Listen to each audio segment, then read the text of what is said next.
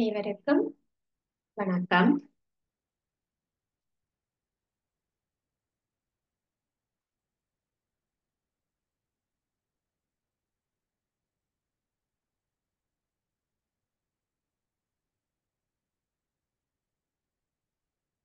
இன்று நாங்கள் தரம் 8 மாணவர்களுக்கான இரண்டாம் தவணைக்குரிய பாட அலகினுடைய இறுதி அலகு மின்னியலில் மின்னோட்டத்தினுடைய வெப்ப விளைவு சம்பந்தமாக பார்க்கலாம்.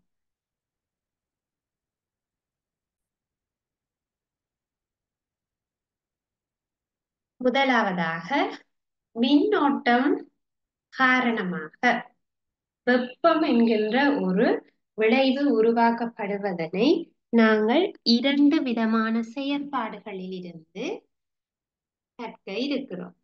இப்ப இதுல இரண்டு விதமான இந்த சுற்றுகளில் இருந்து வெப்பம் மின்னோட்டம் காரணமாக பிறப்பிக்கப்படுகிறது என்பதனை நாங்கள் அறிந்து கொள்வோம். அப்ப முதல்ல எங்களுக்கு இந்த மின் சுற்று நீங்க பாருங்க. இந்த மின் சுற்று ஒன்றுல இருக்கிற பகுதிகளை உங்களால இனம் கண்டு கொள்ள முடியும். இப்ப இதுல ஒரு பல்ப் இருக்கிறது, இரண்டு உலர் மின்கலங்கள் காணப்படுகிறது, தொடுக்கிற கம்பியினால் இணைக்கப்பட்டு ஒரு ஆளியும் இணைக்கப்பட்டிருக்கு. ஆளி திறந்த நிலையில இந்த சுற்று இருக்கிறத நீங்க பார்க்க. ஆளி திறந்த நிலையில இருக்கு. அப்ப இந்த ஆளியை மூடியவுடன் நீங்கள் பெறுகின்ற அவதானம், இது ஒரு எளிமையான மின் சுற்று. இது தொடர்பாக ஏற்கனவே நாங்கள் பகுதி 1 படிக்கையே நாங்க பார்த்தோம். மின் சுற்று ஒன்றை அமைக்கக்குள்ள என்னென்ன பொருட்களை நாங்க பயன்படுத்துறோம், அவதானம் எப்படி இருக்கும், இதெல்லாம் பார்த்துருக்கோம். அப்போ ஒரு மின் சுற்றுல நாங்கள் ஆளியை மூடி இருக்கிற போது எப்படி இருக்கு, சரியா? அப்ப எங்களுக்கு ஆளிய மூடின உடனே இந்த பல்ப் வந்து எரிகிறதை அவதானிக்கலாம். அதாவது மின்குமிழ் ஒளிரும், சரியா? அப்ப அது சாதாரணமாக நாங்க வீடுகள்லையும் பார்த்துருக்கோம். சுவிட்ச் போடையில பல்ப் எரியும். அப்ப அதை சிறிது நேரம் தொடர்ந்து அப்படியே விட்டுட்டோம். ஒரு 10 நிமிஷத்துக்கு விட்டுருக்குறோம். பல்ப் எரிந்து கொண்டே இருக்கும்.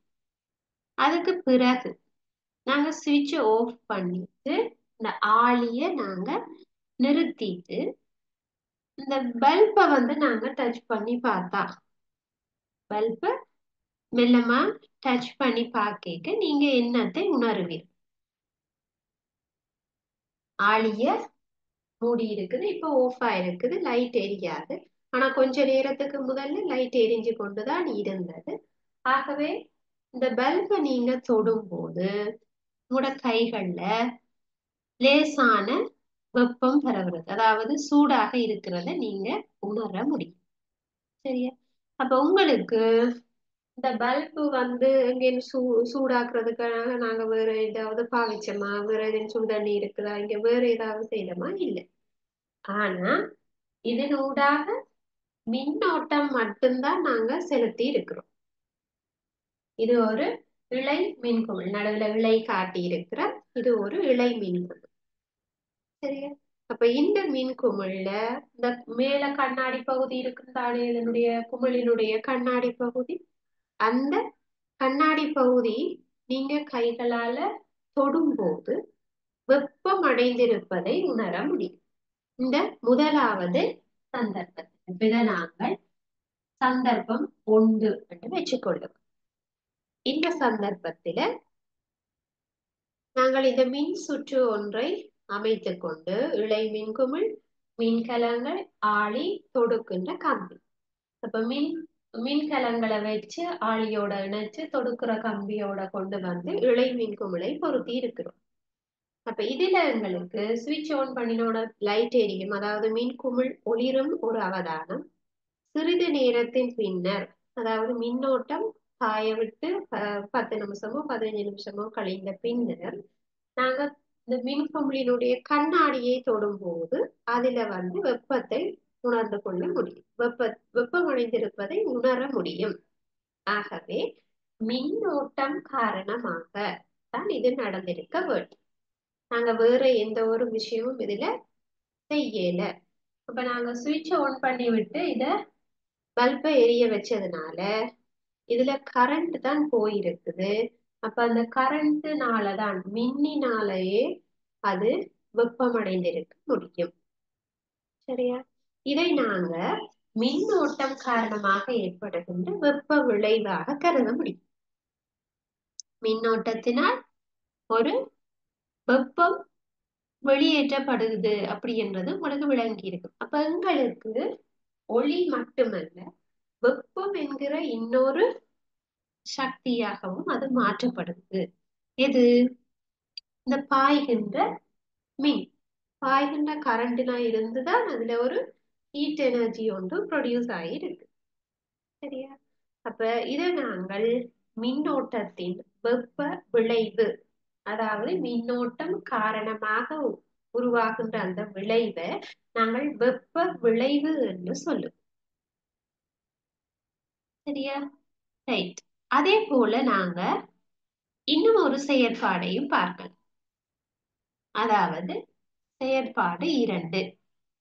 இந்த செயற்பாட்டுல நாங்கள் இதே மாதிரி இருக்கக்கூடிய மின் சுற்றுல இந்த மின் குமிழை அகற்றி விட்டு மின் குமிழை நாங்க எடுத்துட்டு அதற்கு பதிலாக ஒரு சிறிய மரப்பலகை ஒன்றில 3 ஆணிகள் அடிக்கப்பட்டு அதுல ஏபிக்கு நடுவுல ஒரு கம்பியும் பிசிக்கு நடுவுல இன்னொரு கம்பியும் இருக்கிற மாதிரி நாங்க இந்த சுற்றை இணைச்சு வைக்கணும். அதாவது அந்த இடையில போடப்படுகின்ற 2 கம்பிகள்ல இப்ப நாங்க ஏபிக்கு நடுவுல போட்டது செப்பு கம்பி. செப்பு கம்பியாக இருந்தால் நாங்கள் பிசிக்கு நடுவில் நிக்ரோம் கம்பிய பாவி.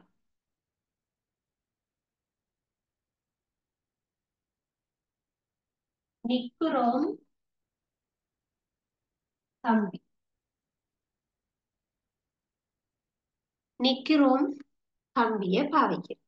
இப்ப நாங்க சாதாரணமாக தொடுக்கிற கம்பிய கொண்டு ஏ வரைக்கும் தொடுத்துட்டு ஏயில இருந்து பி வரைக்கும் செப்பு கம்பி ஒன்றை தொடுத்துட்டு பியில இருந்து சி வரைக்கும் நிக்ரோம் கம்பிய தொடுத்துட்டு இந்த 2 ஆணிகளுக்கு இடையில தான் தொடுத்து வரும். அதுக்கு பிறகு சாதாரணமான தொடுக்கும் கம்பியை பயன்படுத்தி இந்த மின் சுற்றை பூர்த்தி செய்கிறோம். இப்ப நாங்கள் இதுல இருக்கிற சுவிட்சை ஆன் பண்ண போறோம். சுவிட்ச் ஆன் பண்ணிக்கல இந்த பல்ப் இல்ல, ஆகவே எரிவதை எங்களால அவதானிக்க, அதாவது ஒளிர்வதை அவதானிக்க இயலாது. முதலாவது சந்தர்ப்பத்துல பல்ப் எரியும் என்று சொல்லலாம். இழை மின்குமிழ் ஒளிருவதை அவதானிக்கலாம் என்று சொல்லலாம். 2வது சந்தர்ப்பத்துல ஒளிரக்கூடிய மாதிரி இங்க எதுவும் இல்லை. அப்ப சிறிது நேரத்துக்கு நாங்க இத மின்னோட்டம் பாய விட்டுருக்கிறோம். சரியா? மின்னோட்டம் பாய விட்ட பிறகு சரியா இத நாங்க ஆஃப் பண்ணிட்டு ஒரு நிமிடம் பாய விட்டுருக்கிறோம் என்று வையுங்களும் பிள்ளை. இந்த சுவிட்சை மூடி ஒரு 1 மினிட் 2 மினிட்ஸ் சரி ஒரு 5 மினிட்ஸுக்கு நாங்க இதை விட்டுருக்கிறோம், மின்னோட்டத்தை பாய விட்டுருக்கோம். அப்ப இந்த 5 மினிட்ஸ் கழிச்சு இதை ஆஃப் பண்ணிட்டு ஆளிய மூடிட்டு இந்த கம்பியையும் இந்த கம்பியும், அதாவது ஏபிக்கு நடுவில் இருக்கிற செப்பு கம்பியையும் பிசிக்கு நடுவில் இருக்கிற நிக்ரோம் கம்பியையும் நாங்க கையால டச் பண்ணி பார்க்கிறோம், அதாவது தொட்டு பார்க்கிறோம். எங்களுக்கு பார்க்கும்போது வித்தியாசம் உணரலாம இருக்கு, அதாவது லைட் அங்க எரிகிற அளவுக்கு ஒரு செயற்பாடும் இல்லை. ஆகவே நாங்கள் தொட்டு பார்க்கிறோம். சரி, அப்ப நாங்க அவதானிப்பண்டா எங்களுக்கு விளங்க வேணும் என்ன நடந்திருக்குன்றது விளங்க வேணும். அப்ப நாங்க டச் பண்ணி பார்க்கிறோம் செப்பு கம்பியையும் நிக்கிறோம் கம்பியையும். அப்ப எங்களுடைய அவதானம் என்னவாக இருந்திருக்கும்? ரெண்டு கம்பிகளின் ஊடாகவும் ஒரே அளவான மின்னோட்டம் பாய்ந்திருக்க வேண்டும். சரியா? ரெண்டு கம்பியும் ஒரே தொடுக்கும் கம்பியால இணைக்கப்பட்டிருக்கிறது. ஆகவே ஒரே அளவில தான் கரண்ட் போயிருக்க வேண்டும்.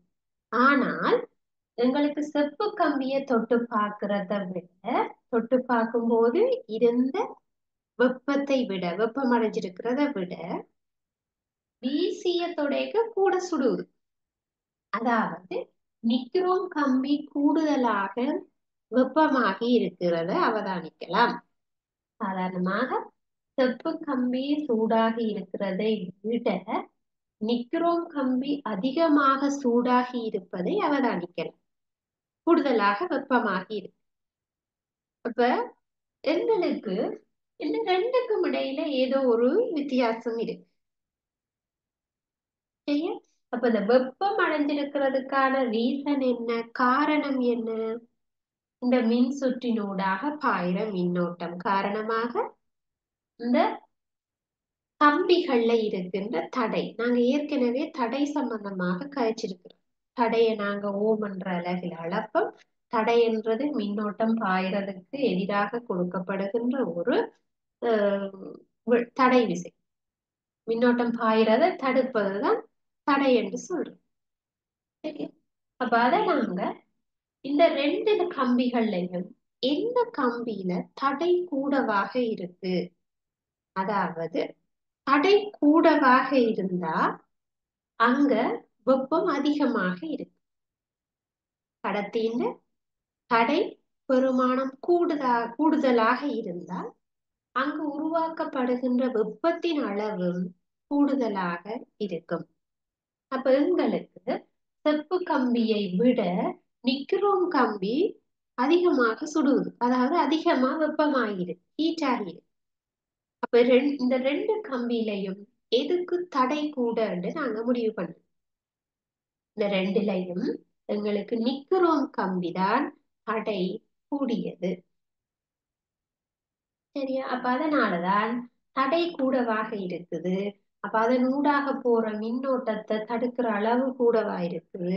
அது மின்னோட்டத்தை கூடுதலா தடுக்கிறதுனால கூடுதலாக வெப்பமாகுது. சரியா? அப்ப அந்த தடை பெருமானம் என்பது, இப்ப நான் சொல்றேன், நிக்ரோமுக்கு தடை பெருமானம் கூடவாக இருக்கிறது. செப்பை விட தடை கூடியது நிக்ரோம்னு சொல்றோம். அப்ப அந்த தடை பெருமானம் கூட இருக்கிறதுக்கான காரணம், தடை பெருமானம் ஏன் நிக்ரோம் கம்பிக்கு கூடுதலாகவும் செப்பு கம்பிக்கு குறைவாகவும் இருப்பதற்கான காரணம், ரீசன். சரி, அதாவது செப்பை விட நிக்கிறோம் ஏன் கூட வெப்பமாகுது, ஹீட் ஆகுது என்பதுக்கான ரீசன். அது தடை கூடவா இருக்கிறது. தடை கூட இருக்கிறதுக்கு என்ன ரீசன்? சரி, தடை கூட இருக்கிறதுக்கான ரீசன் நாங்க சொல்ல வேணும். இந்த தடை, இந்த கடத்தியினுடைய நீளம், தடை என்னென்னத்துல தங்கி இருக்கு, கடத்தியின் நீளம், அதாவது இந்த கம்பி துண்டு, நிக்ரோம் கம்பி துண்டினுடைய நீளம் சம்பந்தப்படும். நீளம் எவ்வளவு, தடை தங்கி இருக்கிற காரணி. அதே போல அந்த கம்பியின் தடிப்பு என்ன, தடி,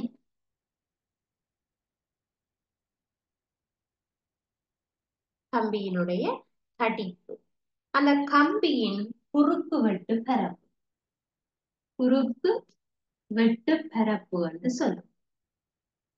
ஒரு கம்பியை எடுத்தமட்டா அது செப்பு கம்பியோ நிக்ரோம் கம்பியோ இரும்பு கம்பியோ ஏதோ ஒரு கம்பி, அந்த கம்பியினுடைய நீளம் எவ்வளவு, அந்த கம்பி எவ்வளவு தடிப்பாக இருக்கிறது, அதனுடைய குறுக்கு வெட்டு பரப்பு எவ்வளவாக இருக்கிறது, அந்த கம்பியின் குறுக்கு வெட்டு பரப்பு எவ்வளவு.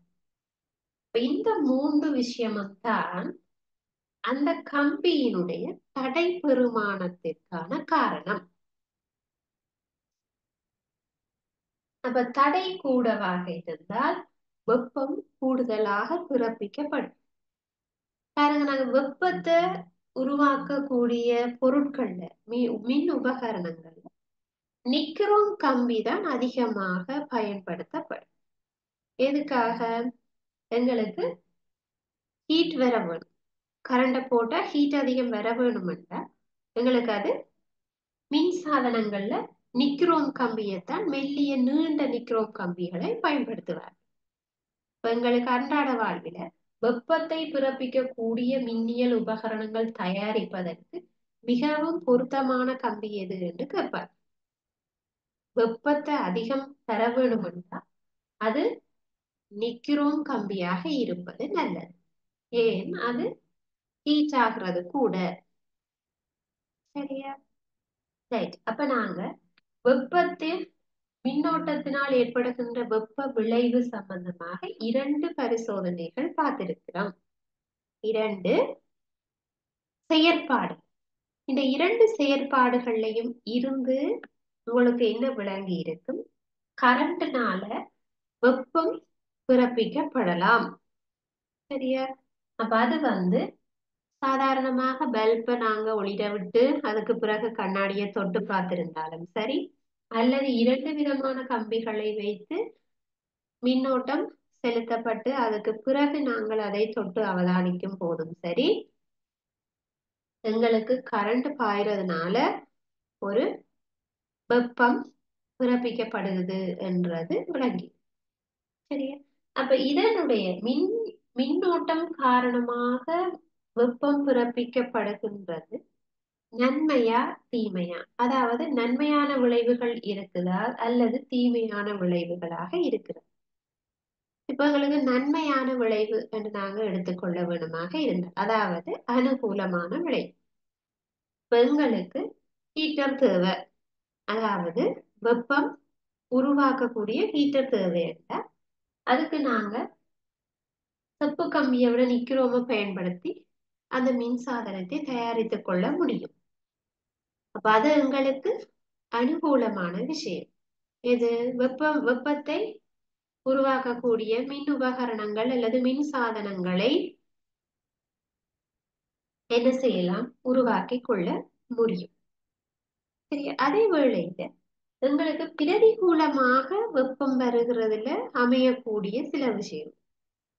கரண்ட் போகைக்கு வெப்பமாகிற சந்தர்ப்பம். இப்ப பாருங்க, இப்ப எங்களுக்கு கம்ப்யூட்டர் இருக்குது.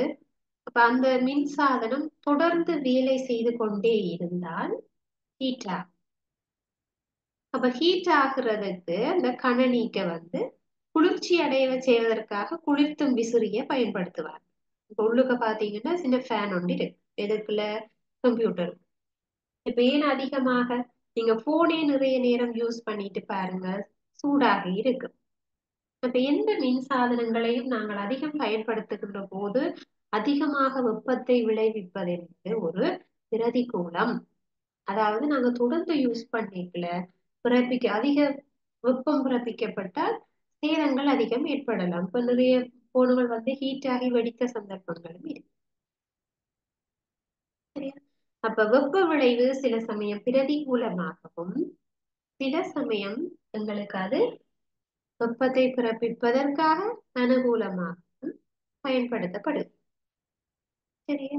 அப்ப இப்ப நாங்க நிக்கிறோம் கம்பி என்று சொல்லப்படுவது நிக்கல் என்ற ஒரு உலோகமும் குரோமியம் இரும்பு ஆகியவற்றினுடைய கலப்புலோகம். இப்ப நிக்ரோம் என்பது தனிய ஒரு உலோகம் அல்ல. ஆனா செப்பு கம்பி என்பது தனிய செப்பு என்றது ஒரு உலோகம், அதனால் செய்யப்பட்டது. நிக்ரோம் கம்பி என்பது நிக்கல், குரோமியம், இரும்பு ஆகிய உலோகங்களினுடைய ஒரு கலவையாக காணப்படும். சரியா? ரைட். அப்ப மின்னினால் ஒரு வெப்பம் உருவாக்கப்படும். அதை நாங்கள் மின்னோட்டத்தின் வெப்ப விளைவாக கருதுகிறோம். அதே மாதிரி மின்னால ஏற்படுகின்ற ஒளி விளைவு. ஒளி விளைவு என்றால் எங்களுக்கு தெரியும், சுவிட்ச் போட்டா பல்ப் எரியுது. அதுதான் மின்னால ஏற்படுகின்ற ஒளி என்கின்ற விளைவு. இதுல வெப்பம் என்கின்ற விளைவு எப்படி உருவாகுதோ அதே போல மின்னினால் ஒளி விளைவை ஏற்படுத்த முடியும். சரியா? இப்ப எங்களுக்கு எல்இடி லைட்ஸ் தான் இப்ப அதிக அளவுல நாங்க உம் ஒளியை அதிகமாக டெக்கரேஷன்களுக்காக யூஸ் பண்றது உங்களுக்கு தெரியும் எல்இடி. அது உங்களுக்கு தெரியும் சிவப்பு, பச்சை, நீலம் ஆகிய கலர்ஃபுல்லான லைட்ஸ் தான் இருக்கு. இப்போ எல்இடி வந்து இது சாதாரண விளை மின்குமிழாக இருக்கும். இதிலேயே நாங்க எல்இடிக்களை பொருத்துவதாக இருந்தால்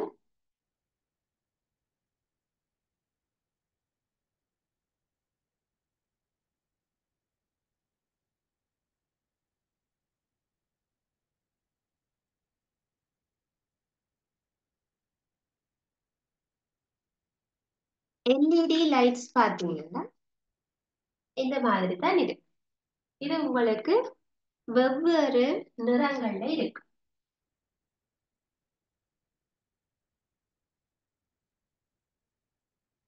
சிவப்பு, பச்சை, நீலமாகிய வெவ்வேறு ஒளிகாலம் இருவாயிகள் பயன்படுத்தப்படுது. நாங்க எல்இடின்னு சொல்றோம். ஒளிகாலம் இருவாயி, அதாவது லைட் எமிட்டிங் டயோட், எல்இடி சொல்றோம். LED light emitting diode. டயோட்னா இருவாயிகள். அப்ப இதை சொல்றது எமிட்டிங் காலல், லைட் எமிட்டிங் லைட்டை காலுவது, அதாவது லைட்டை வெளியே விடுறது. சரியா? அப்போ லைட்டை வெளியேற்றக்கூடிய டயோட் இருவாயி என்று சொல்லி நாங்க சொல்லுறோம். சரியா? ரைட். இப்ப இந்த இருவாயுக்கள் வெவ்வேறு கலர்ஃபுல்லா வந்து இருக்குது. சிவப்பு, பச்சை, நீலம் சொல்லி வெவ்வேறு இதுகள்ல இருக்கு. இப்ப இந்த மின்குமிழ் வந்து நல்ல வினைத்திறன் ஆனது. சாதாரணமாக இழை மின்குமிழை விட இந்த எல்இடிக்கள் வினைத்திறன் அதிகமாக இருக்குது. இப்ப நாங்க இதுக்கு வந்து சக்தி குறைந்த அளவு தான் தேவைப்படும். அதாவது இழை மின்குமிழோட நாங்க கம்பேர் பண்ணிக்குள்ள சாதாரணமாக எல்இடிக்களுக்கு குறைந்த அளவு மின்சக்தி போதுமானது. அப்ப இதை நாங்க வினைத்திறன் கூடியது என்று சொல்லி சொல்லுறோம் எல்இடிக்கள். சரியா? அதே மாதிரி இந்த டெக்கரேஷன்களுக்கு எல்லாம் பாத்தீங்கன்னு சொல்லி எல்இடி பல்ப்ஸை வந்து அதிகம் யூஸ் பண்ணுவாங்க. அது வந்து கலர்ஃபுல்லாகவும் இருக்கும், சக்தி குறைவாகவும் எடுத்துக்கொள்ளும். சரியா? அப்ப இந்த இருவாயிக்கு, அதாவது எல்இடிக்குன்னு சொல்லி ஒரு குறியீடு இருக்கு. இந்த இருவாயி அப்படி கீற கஷ்டப்படுவாங்கன்றதுனால அதுக்கு சாதாரணமாக இருவாயி ஒன்றினுடைய குறியீடு உங்களுக்கு தெரியும். இருவாயி, இருவாயி ஒன்று தெரியும் தானே உங்களுக்கு? இதுதான் ஒரு இருவாயி. அந்த இருவாயிக்கு வெளிநோக்கி அம்புக்குறி போட்டால், அதாவது ஒளியை வெளியேற்றுதல், ஒளியை வெளியேற்றுத மாதிரி அம்புக்குறி போட்டிருந்தால் அதுதான் எல்இடி. இதைத்தான் நாங்க எல்இடின்னு சொல்லுவோம். குறியீடு இது. இந்த எல்இடிக்கான குறியீடு. அம்புக்குறி கவனமாக இருக்க வேணும். அம்புக்குறி வெளிநோக்கி காட்டப்பட்டிருக்க வேணும், உள்நோக்கி காட்டக்கூடாது. அம்புக்குறி இதுல இருந்து வெளியே போகுது, அதாவது ஒளி வெளியேற்றப்படுகிறது, இதுல இருந்து வெளியே போகுது என்று காட்டும். இந்த இடுவாயிக்கு பாத்தீங்கன்னா 2 விதமான முனைவுகள் காட்டப்பட்டிருக்கும். அதுல சிறிய முனைவு மைனஸ், பெரிய கோடு பிளஸ் என்று நாங்க எடுத்துக்கொள்வோம். சரியா? ரைட். அப்ப எங்களுக்கு இந்த எல்இடிக்கள் தான் ஒளிக்காலம் இருவாயிகள் என்று சொல்றோம். ஒளிக்காலம் இருவாயி, எல்இடி. அப்ப இதை நாங்க பயன்படுத்துறத சொல்றது மின்னோட்டத்தின் ஒளி விளைவு, மின்னோட்டத்தின் ஒளி விளைவு என்று சொல்றோம். ஒளியை பெற்றுக்கொள்ளுதல் ஒளி விளைவு, வெப்பத்தை பெற்றுக்கொள்வது வெப்ப விளை. சரியா? அப்ப நாங்க இன்றைக்கு மின்னோட்டத்தினுடைய ஒளி விளைவு, மின்னோட்டத்தினுடைய வெப்ப விளைவு சம்பந்தமாக பார்க்கிறோம். சரியா?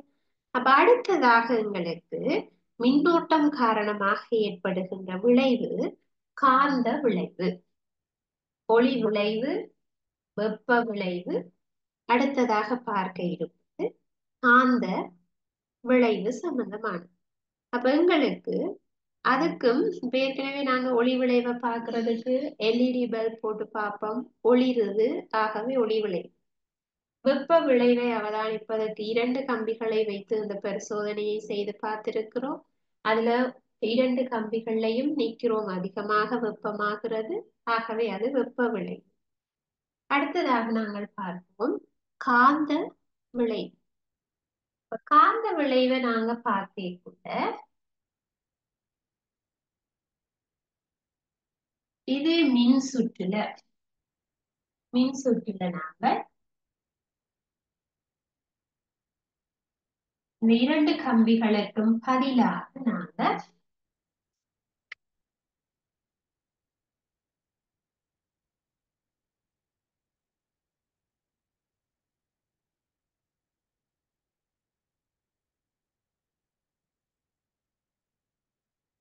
இரண்டு கம்பிகள், இரண்டு ஆணிகளின் ஊடாக ஒரு கம்பியை இணைச்சு வச்சிருக்கு. இந்த பலகையில இரண்டு ஆணிகளுக்கு ஊடாக அந்த தொடுக்கிற கம்பியை இணைச்சிட்டு இந்த பலகையில நாங்கள் ஒரு திசை காட்டிய வைக்கிறோம். திசை காட்டியொண்ட வச்சுட்டு பார்க்க போறோம். இதை நாங்க ஒன் பண்ணிக்க சுவிட்சை ஒன் பண்ணிக்கிறீங்க. இந்த திசை காட்டி என்ன செய்யுது? திசை காட்டி என்ன செய்கிறதுன்னு சொல்லி பார்க்க போறோம்.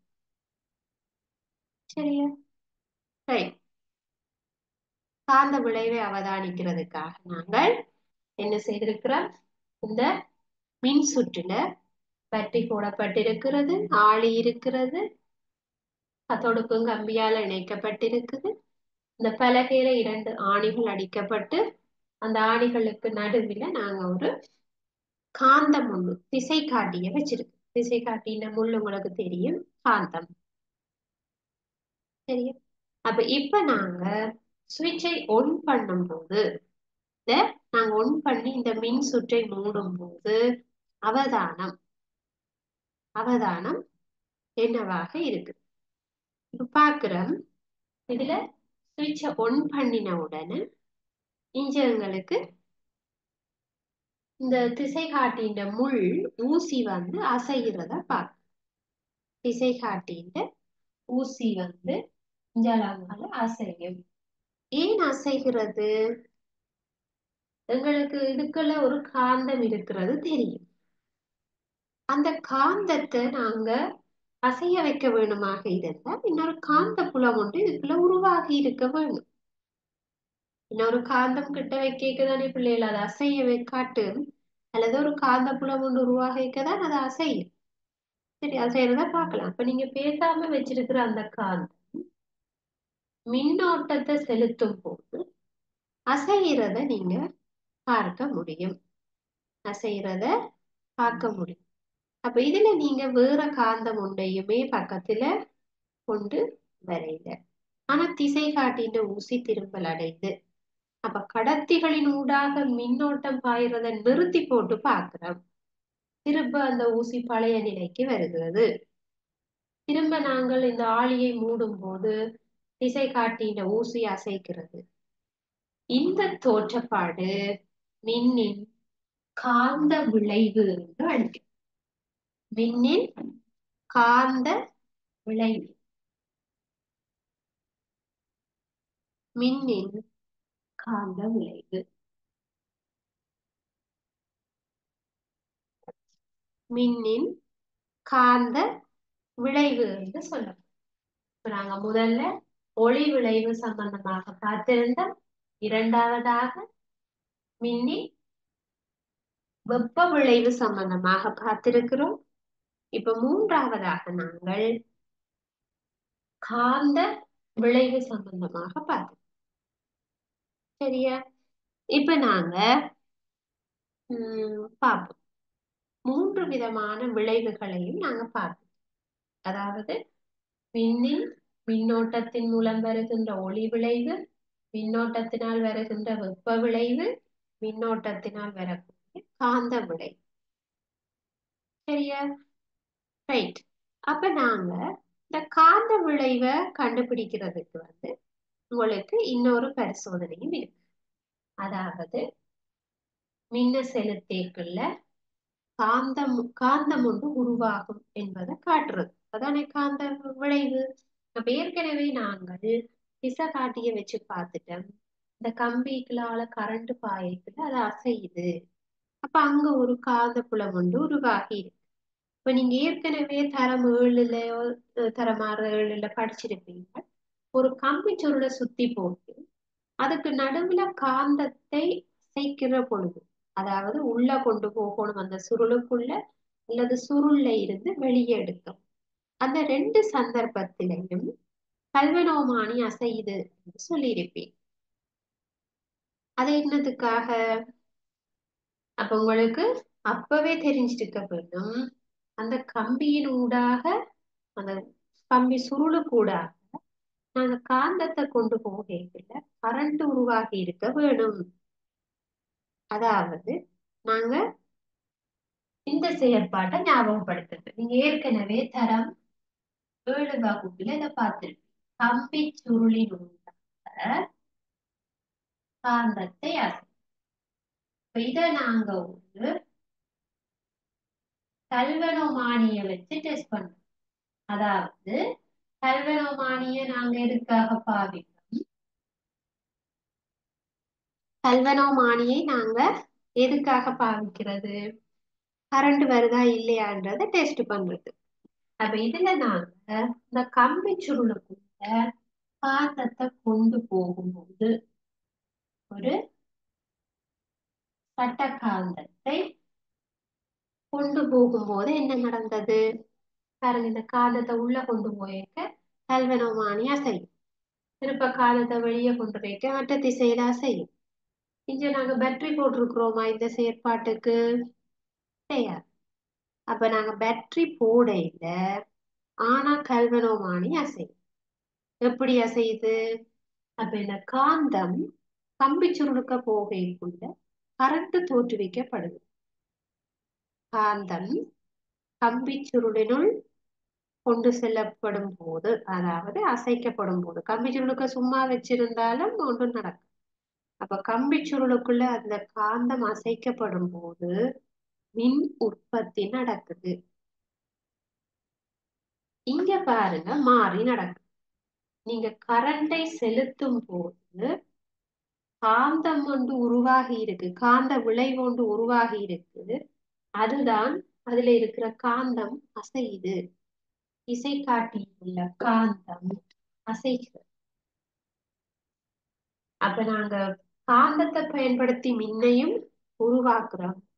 மின் காரணமாக காந்தமும் உருவாகும்.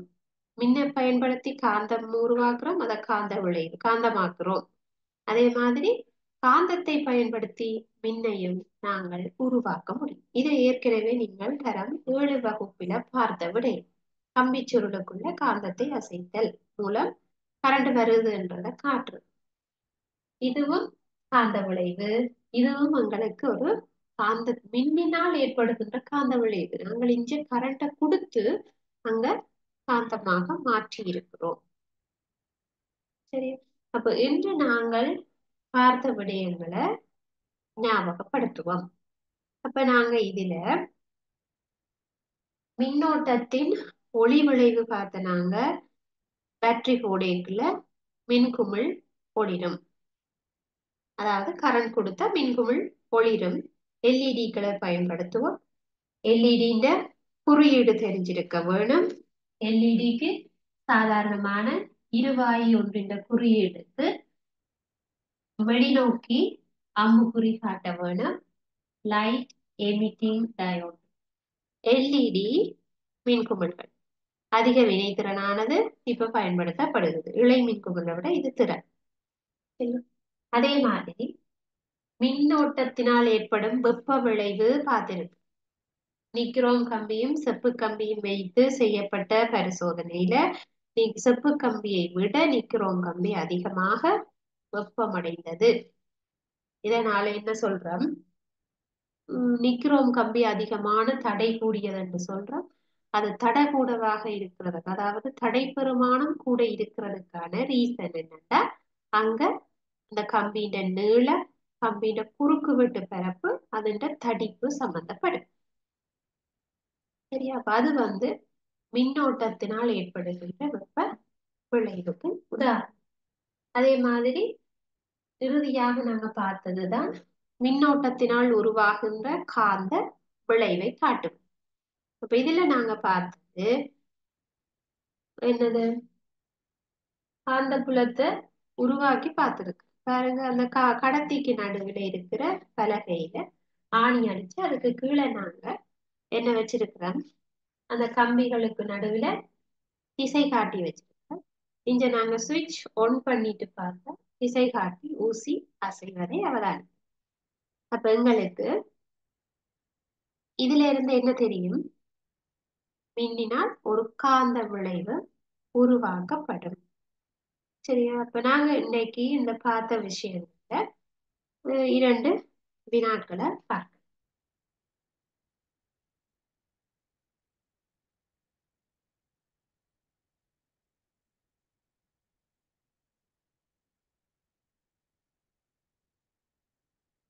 ஒன்று,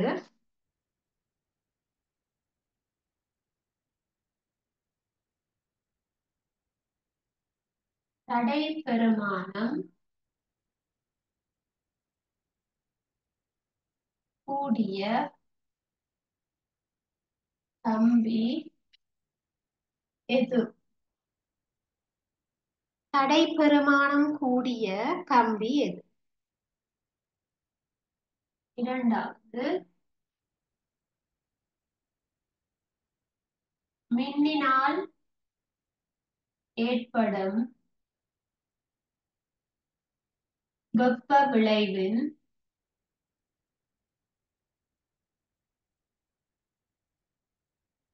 அனுகூலம் சம பிரதிகூலம் என்பவற்றை எழுது.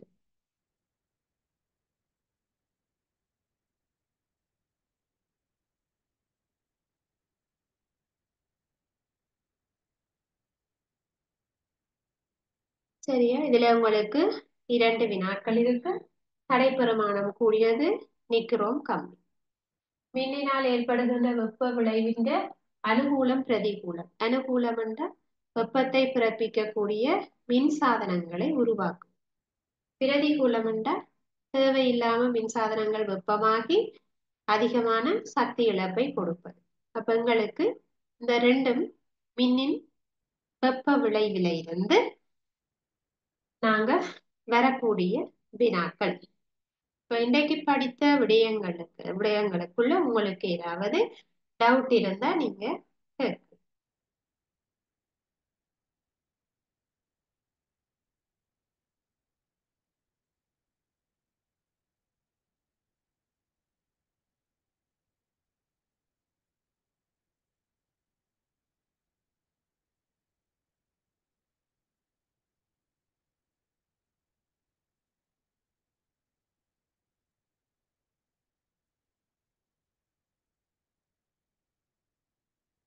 இப்ப உங்களுக்கு எந்த விதமான டவுட்டும் இல்லை அப்படியே நாங்க இதோட இந்த வகுப்பை நிறைவு செய்து கொள்ளுவோம்.